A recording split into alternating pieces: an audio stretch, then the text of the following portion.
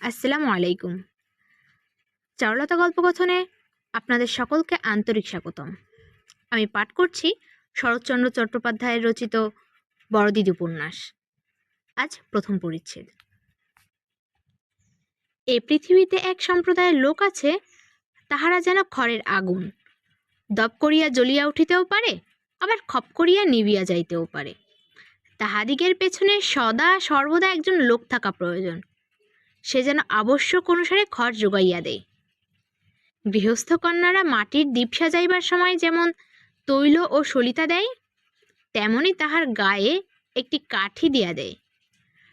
প্রদীপের শিখা যেমন যখন কমিয়া আসিতে থাকে, এই ক্ষুদ্র কাঠিটির তখন বড় প্রয়োজন উস্কাইয়া দিতে হয়। এটি না হইলে তৈল এবং সলিতা সত্ত্বেও প্রদীপের জ্বলা চলে না। সুরেন্দ্রনাথের প্রকৃতিও কতকটা এইরূপ। বল, বুদ্ধি, ভরসা তাহার সব আছে, তবু সে একা কোনো কাজ সম্পূর্ণ করিতে পারে না। খানিকটা কাজ যেমন সে উৎসাহের সহিত করিতে পারে, বাকিটুকু সে তেমন নীরব আলস্য ভরে ছাড়িয়া দিয়া চুপ করিয়া থাকিতে পারে। তখনই একজন লোকের প্রয়োজন, সে উস্কাইয়া দিবে। সুরেন্দ্রের পিতা সুদূর পশ্চিমাঞ্চলে ওকালতি করিতেন। এই বাংলাদেশের সহিত তাহার বেশি কিছু সম্বন্ধ ছিল না। এইখানেই সুরেন্দ্র তাহার 20 বৎসর বয়সে MA পাশ করে, কতকটা তাহার নিজের গুণে, কতকটা বিমাতার গুণে। এই বিমাতাটি এমন অধ্যাবসায়ের সহিত তাহার পিছনে লাগিয়া থাকিতেন যে সে অনেক সময় বুঝিতে পারিত না যে তার নিজের স্বাধীন সত্তা আছে কিনা।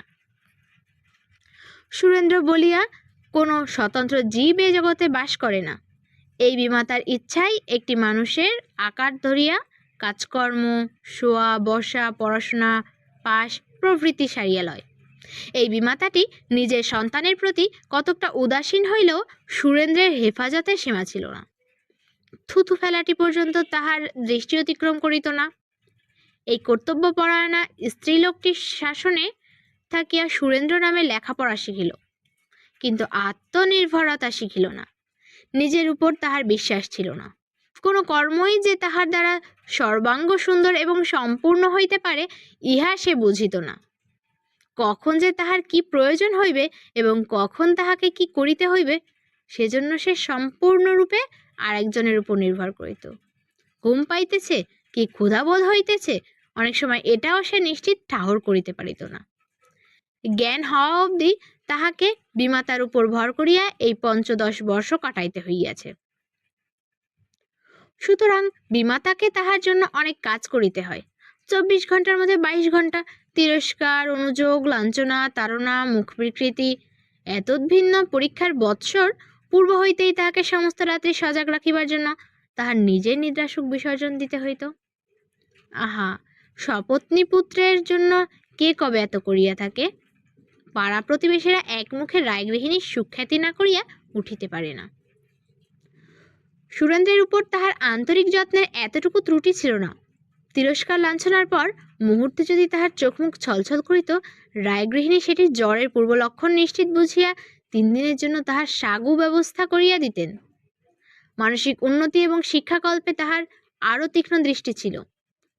সুরেন্দ্রের অঙ্গে পরিষ্কার কিংবা আধুনিক রুচি অনুমোদিত বস্ত্রাদি দেখিলেই তাহার শখ এবং বাবুয়ানা করিবার গুপ্ত ইচ্ছা তাহার চোখে স্পষ্ট ধরা পড়িয়া যাইত, এবং সেই মুহূর্তেই 2-3 সপ্তাহের জন্য সুরেন্দ্রের বস্ত্রাদি রাজক ভবনে যাওয়া নিষিদ্ধ হইত। এমনইভাবে সুরেন্দ্রের দিন কাটিতেছিল।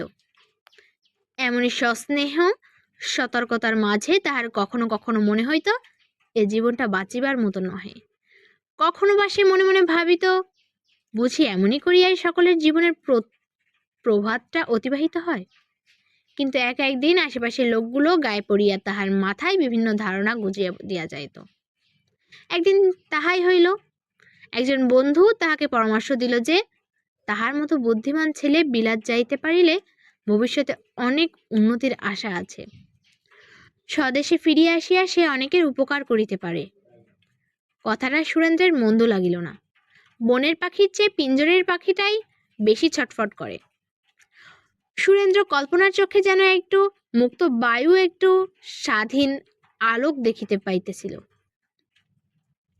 তাই তাহার পরাধীন প্রাণটা উন্মত্তের মতো পিঞ্জরের চতুর্দিকে ঝটফট করিয়া ঘুরিয়া বেড়াইতে লাগিল।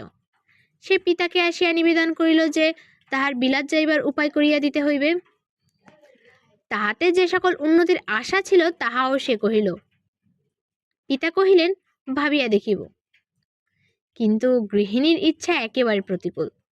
তিনি পিতা পুত্রের মাঝখানে ঝড়ের মতো আসিয়া পড়িয়া এমন অট্টহাসি দিলেন যে দুইজনে স্তম্ভিত হইয়া গেল। গৃহিণী কহিলেন, তবে আমাকেও বিলাত পাঠাইয়া দাও না, না হইলে সুরকে সামলাইবে কে?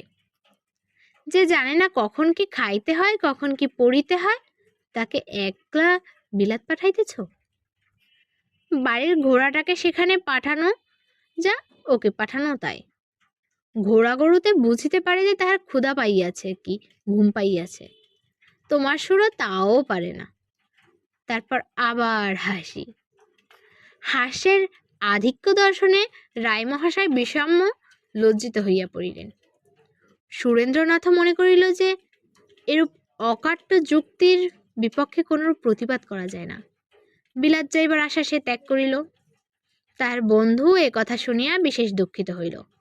কিন্তু বিলাত যাইবার আর কোনো উপায় আছে কিনা তাহাও সে বলিয়া দিতে পারিল না। কিন্তু অবশেষে কহিল যে এরূপ পরাধীনভাবে থাকার চেয়ে ভিক্ষা করিয়া খাওয়া শ্রেয়, এবং ইহাও নিশ্চয় যে এরূপ সম্মানের সহিত যে এম.এ. পাশ করিতে পারে, উদারান্নের জন্য তাহাকে লালায়িত হইতে হয় না। সুরেন্দ্র বাটি আসিয়া এ কথা ভাবিতে বসিল। যত ভাবিল তত সে দেখিতে পাইল যে বন্ধু ঠিক বলিয়াছে, ভিক্ষা করিয়া খাওয়া ভালো। সবাই কিন্তু বিলাত যাইতে পারে না, কিন্তু এমন জীবিত ও মৃতের মাঝামাঝি হইয়াও সকলকে দিন কাটাইতে হয় না। একদিন গভীর রাত্রে সে স্টেশনে আসিয়া কলিকাতার টিকিট কিনিয়া গাড়িতে বসিল এবং ডাকযোগে পিতাকে পত্র লিখিয়া দিল যে কিছুদিনের জন্য সে বাড়ি ত্যাগ করিতেছে। অনর্থক অনুসন্ধান করিয়া বিশেষ লাভ হইবে না, এবং সন্ধান পাইলেও যে সে বাটিতে ফিরিয়া আসিবে এরূপ সম্ভাবনাও নাই। রায়মহাশয় গৃহিণীকে এ পত্র দেখাইলেন। তিনি বলিলেন, সুর এখন মানুষ হইয়াছে, বিদ্যা শিখিয়াছে, পাখা বাহির হইয়াছে, এখন উড়িয়া পালাইবে না তো কখন পালাইবে? তথাপি তিনি অনুসন্ধান করিলেন। কলিকাতায় যাহারা পরিচিত ছিল তাহাদিগকে পত্র দিলেন, কিন্তু কোনো উপায় হইল না। সুরেন্দ্রের কোনো সন্ধান পাওয়া গেল না।